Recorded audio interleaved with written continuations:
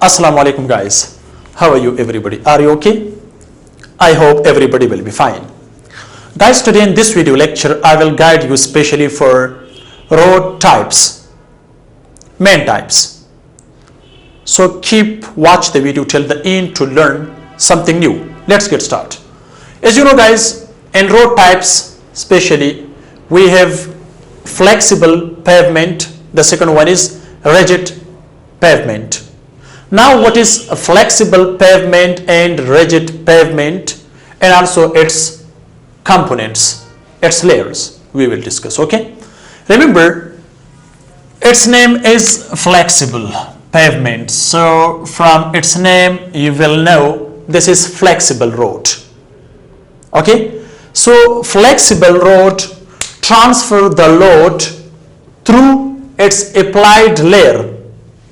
So from the surfacing it will transfer the vehicle load to the base, base to the subbase, and subbase to the subgrade.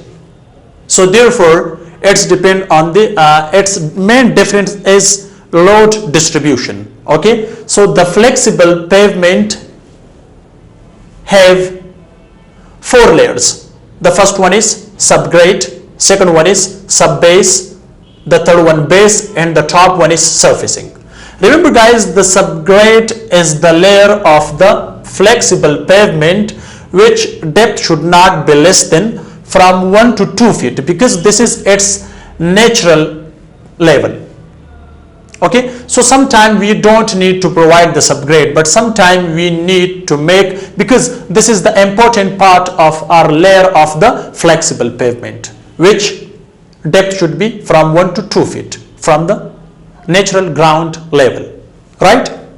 The second one is subbase. Okay, so subbase is made of stone. Okay, stone aggregate, right? And this is guys the important part, okay, which thickness should not be less than 6 inches. So up to 4 to 6 inches you can keep the subgrade. The other one is guys base. Okay, but sometimes we don't require the subbase. Okay, so on the top of subgrade we provide the base. So the base is also made of stone aggregate, right?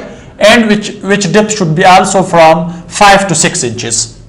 And the last one is surfacing. Okay, so the surfacing we made of from asphalt. Okay, we made of from asphalt. So its thickness should be from 1 to 3 inches. So mostly we make the flexible pavement from the asphalt. It's top from the asphalt because asphalt is comfortable for the vehicles.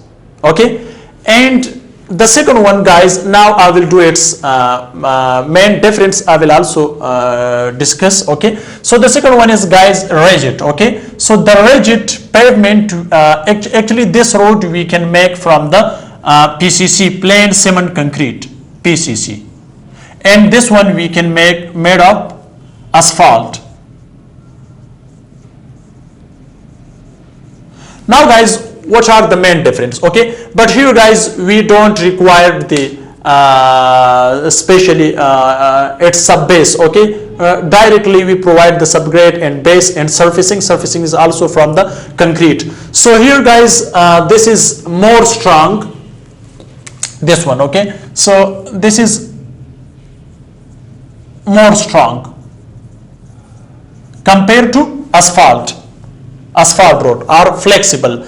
But this is guys rigid, and the rigid pavement, okay, it support the vehicle load, okay, by itself. It doesn't transfer to the other layers, okay, because this is rigid, but it is not comfortable for the vehicles. Rigid is not comfortable for the vehicle, but flexible means it is flexible, so it is comfortable road for the vehicles. Now compared to its strength, okay, so this is more strong. Okay, so therefore rigid pavement, okay, it has more life. Okay, this one has more life,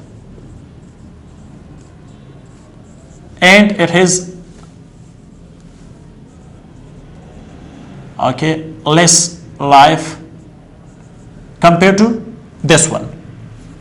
Okay, so now guys, remember one thing, that the rigid pavement or the rigid road should be constructed especially on those places where you have more water which comes from the top of the mountain, especially for the if there is any snowfall. Okay, so during snowfall, for the hilly areas, we should provide the rigid pavement, because it is against of the water. Okay, and the flexible is actually from the asphalt, so it is less time, from the 7 to 15 years, but this one from 15 to 40 years the rigid can take its time. Okay, so therefore the flexible pavement you can provide, this road you can construct for the normal traffic, but for the heavy traffic you should provide the rigid, and especially for the mountain areas the rigid pavement is very important compared to the flexible, because it can't take more time compared to the rigid pavement. So the rigid pavement is best, but it is not the comfortable for the vehicles, and the flexible is comfortable for the vehicle. So therefore its budget is more, construction cost is maximum compared to the flexible. Okay, so guys, this is some important points, especially for the flexible pavement and rigid pavement. Hope this video can help you. So keep watching my video. If this video is helpful for you, so you may like this video and subscribe the channel with press bell icon. If I upload any video to this channel, you will get notification first. Thanks for watching. See you in next video. Goodbye.